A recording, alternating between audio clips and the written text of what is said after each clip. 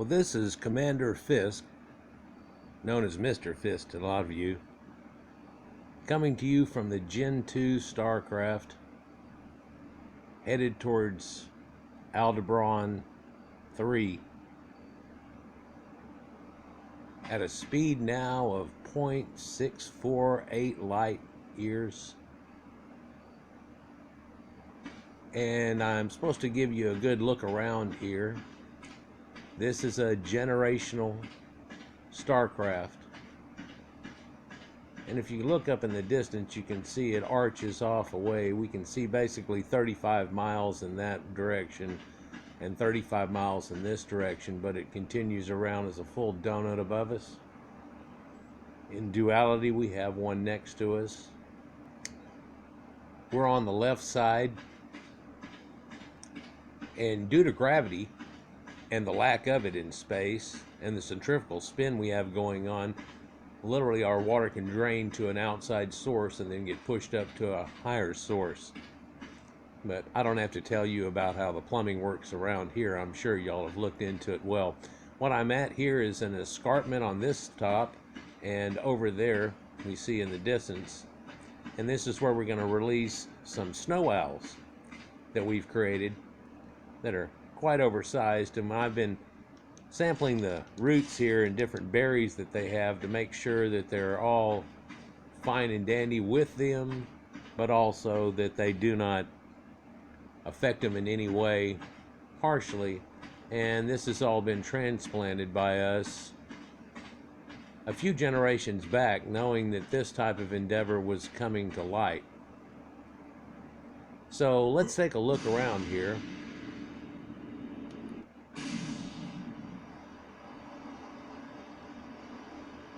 You can see the rivers running through. We are now at a capacity of over 40,000 human beings, and over 160 million creatures inhabit our current planet that we have hurling through space. The double wheel effect that you can see here, but then the crosshatch that's to it, is the famed Ezekiel wheel that we call it, of course trying to bring back, and we're looking again at the Genesis 2 starcraft. This is the base that Captain and I have formed to end up doing the genetics to control this area, which again is basically as far as the eye can see there, or inside of it just a few miles, about 7. And on that side too, and in fact you can see the wall in this distance a little bit if you make it out. And again, we're here in 12B, and you can see the iconography written up there and here on the wall. So let me take you down here to the base and give you a little look around, show you some of the things we've got going on. You know, once we realized that a generational starcraft was going to be the only way to get off Earth correctly and into another star system and pass it on as things are expanding out, this seems to have been the better opportunity. Oh, don't worry about it raining on me. I am Iron Man. Well, I'm titanium alloy man, if you will, but composite. This strange creature that looks like an earthen form of a giraffe is actually a collector and a protector for us.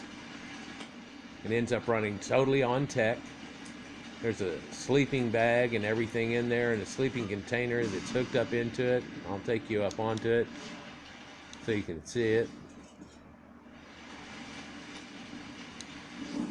And there's a sleeping charge chamber right here that we can take this basically out and go around. He is limited to some places, and that's where the tech suit comes in handy, and of course us being able to put the animals into a pod type of device. Seeing as how we were taking everything from Earth on this very first journey, well, second journey, y'all know about Arc 1 and what happened on it. But since this is the first one we took, and a large amount of soil, of course, out of Canada and the American Northeast and a few select places in Russia and so on. This soil that we have here, all the grasses and seeds, are all ones that are familiar to you. But due to the Jurassic Park effect, as y'all would remember it here, we have been able to genetically recreate different animals that had been in man's recent past, some of them at the last ice age and beyond, such as mammoths and so on, and I'm sure you've seen a lot of that. But here is the new snow owl that we have, and it has that weird effect. It really doesn't like the light at all, and it has a blue-eyed effect where it can see in the dark extremely well and can fly quite fast. I might give you a demonstration on that here later. But in here is the cryo lab. Again, this is Captain's area of expertise going on here, and inside of each one of these we have full of cryopods that have different dinosaurs that we have trapped in, I guess what you would remember as being something like a electropad from Ghostbusters. But once that technology was in effect, and we have a few more dinosaurs coming out here, or what you would remember as dinosaurs, they get released into different parts of the park to help replenish, and we have to keep up with what we feel like are the boundaries and levels that we want to have everything out so it all works copacetic. One of the amazing things that we found out here that y'all have been able to put into effect, that CO2 doesn't really affect things as much as you thought. In fact, it enhances the whole environment, and without it, people were just about choking, as you found out in Moonbase 1 way before Ark 1, and then Genesis 2 here being much larger with a huge circumference on it and being able to hold a lot more. These are some of still the generations and the natural coloration here of sheep that we have taken from Earth. So there are still some animals that are quite well known to you, but other things we were able to develop through the genetic crossing, such as what you would think of as a dragon, but this would be a wyvern because it doesn't have extra appendages for its forelegs and wings, and crawls around on its forelegs, much like you think of its pterodactyls do. He also has been saddled, and they're all tamed to us. Here's a Diodicarus that Captain thought we'd bring out that actually shows you, well, under my HUD here, it's showing you all the information on him, but this is a Christmas color. From what I understand here through our laser transmitter that's going on just outside the door here, and connecting up the beam through, regardless of rain, we should be making contact with y'all somewhere about y'all's Christmas time, although the differential in time is over 70 years now. In other words, if I was to come back, somebody that would have been born the same time as me would be 70 years older or probably passed away.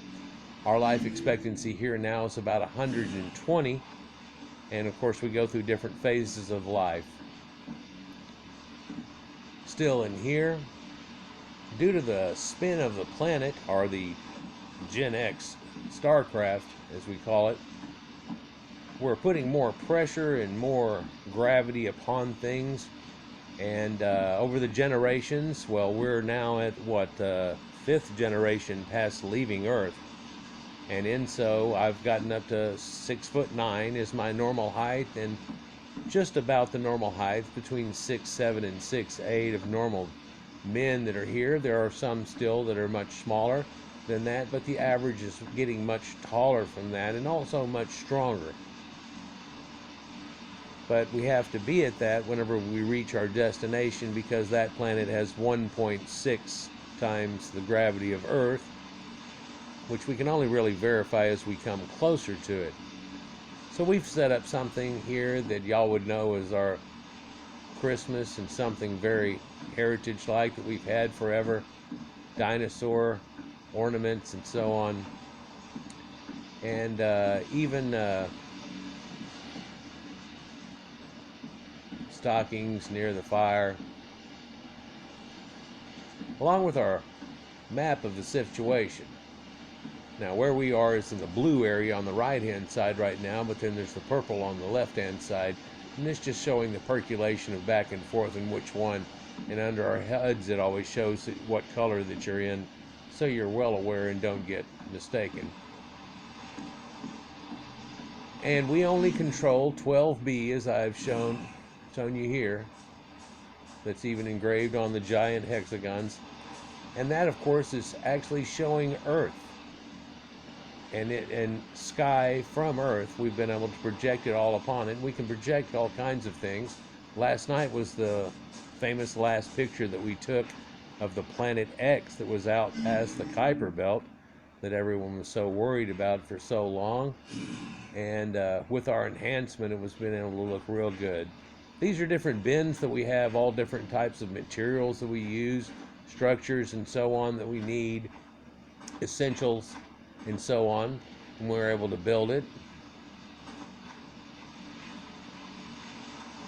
with most of these objects, whether it's the chem lab that goes on here, or other incubator devices, or a fabrication unit and lathe. Here's just cooking for in here, but then also we have an industrial grinder and setup, and of course the industrial forge that we use to form all of our alloys. Again, as y'all well know, us being able to harness and take that asteroid that we're all worried about and harness it for its metals and so on have given us all the metal, all of the glass pretty much, and all of the elements except for 92%. So only 8% of these materials were farmed from anything that we had actually originally taken from Earth, and it's believed in the future ones we won't have to use any, but that's just from the one that we've had there. If we could do more than the resources we got from farming out of the moon and of the asteroid, but maybe pick up 2 or 3, or like they've saved now, raid the Kuiper Belt a little bit for certain objects and certain needs, and boom, here we go. So again, this is our greenhouse effect, and with this we substantiate these type of plants between us and the people that you can see through the window there at the far end in the other compartment, and all the way the other way in the other compartment. And we share back and forth, and some even goes from them farther and back and forth, back and forth. But we end up growing citronella, we end up growing carrots here, we have potatoes, we have hemp, we have corn, and so all of our industries are used to help out everybody in their common good here. Keep recipes in here, and each one of these lockers are a refrigerator type device. So looking into the refrigerator, you can see we have a lot of berries over here at the right on that, and different types of them. And these are to feed the animals, which we make kibble and keep in other refrigerators there for them. Due to the tech type ceiling that we have on these, which is just a microcosm of the large ones that are up above, it's been incredibly useful to be able to have something where it can turn on and off. But before that, we all had metal gates, as y'all are probably well aware. Anyhow, so I thought I'd take you on a little tour and show you what's going on, and I'm supposed to be looking for an alpha. This is one that's gone rogue on us, and it's a quite aggressive creature, and he's ruining our ratio, eating up a lot of our sheep and so on that we keep going. And you know, we eat sheep along with shrimp, but we eat sheep along too, so we have to keep things at a certain level. And so I'm supposed to be overlooking this area here where we, due to ratios, have lost most of our sheep that are in this area, and it's because we have a few alpha creatures that have broken out rogue. It happens every once in a while, and due to the natural culling of things, we take it down another notch and set things back in its correct order, lest it get far out of hand. Just like the culling of our ideas are there. I do not see one down through here. And so it could have happened through natural attrition. You know, they get quite injured. We are able to look at mammoths. I think we found our culprit right here.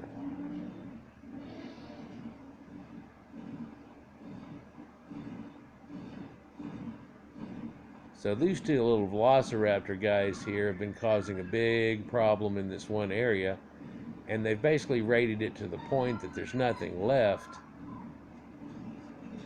And now they're starting to affect other ecologies along with what they're doing. This is not acceptable. See if I can get them to key on me here, and I'm just going to walk them off the cliff. Hey guys.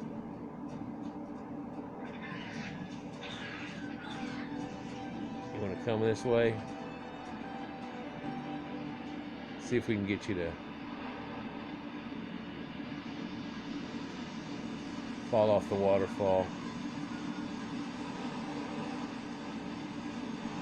Quite gorgeous around here, isn't it?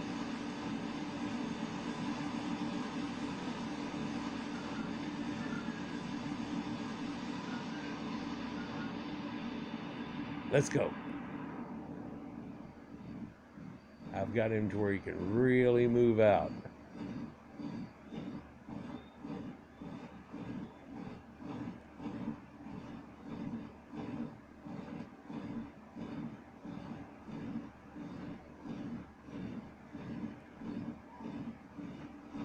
All right. I know I can't keep this too long going here because of the amount of transmission we have going. But we also wanted to relay and check the relay between here and there. Here we go again.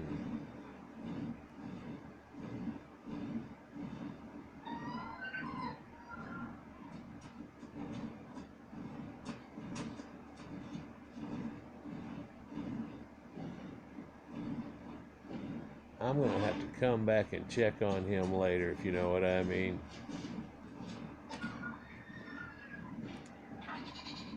So we're about to release these snow owls, and they're being trained to actually control things, just like I've shown you. And in that process, he wants to do it.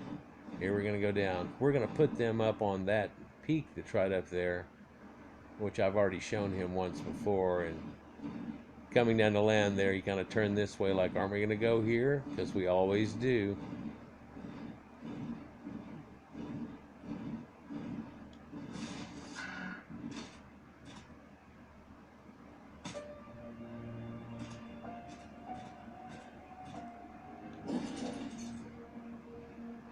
And so this is going to be our A1 snow owl. And he's able to go in the snow area, which we keep at an Arctic point 3 areas over that way. And so eventually they're going to end up going over there, because we also know on the planet we are headed to inhabit, there is supposedly ice and polar caps. And we hope it's not something like an ice age, which I understand Earth is about to start going through again, and it's a good thing that we got some of us off this planet first, and hopefully you can finish Gen 3, and I understand there are plans for Gen 4. Anyhow, this is Commander Fisk signing out. Happy holidays, regardless of whenever you get this. But we're all doing fine here at the Gen 2 Starcraft. A generational Starcraft. You know, whenever my grandfather first told me about the original reason that we came, I couldn't understand it. But now, after seeing so much of Earth's history that we have databased here, I can understand what everybody else understood, that if we're ever going to get off this planet, it's going to take a generational starcraft to do so. And I'm so glad that great-great-great-grandfather was the one who was selected to go on a journey like this. Here we are, still generations away from even coming close to the planet that we are to eventually inhabit. Whenever we do so, we should have things already changed over and geared towards the larger gravity that goes on there.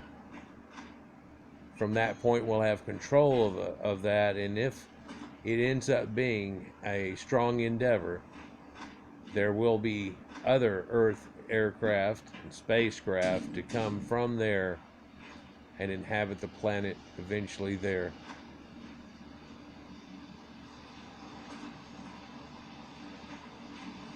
Here's our snowman that we built. Basically, we just took water in through a mold and nitrogen process, and there are little nitrogen canisters inside of it, running off just enough element to last for 3 or 4 days. In a couple of days now, they will actually start to melt away, and then there'll just be a scarf, a couple of sticks, and a piece of carrot, a few lumps of obsidian, and charcoal. Anyhow, signing in from Gen 2. I hope you have nice holidays and everything's been going well for you.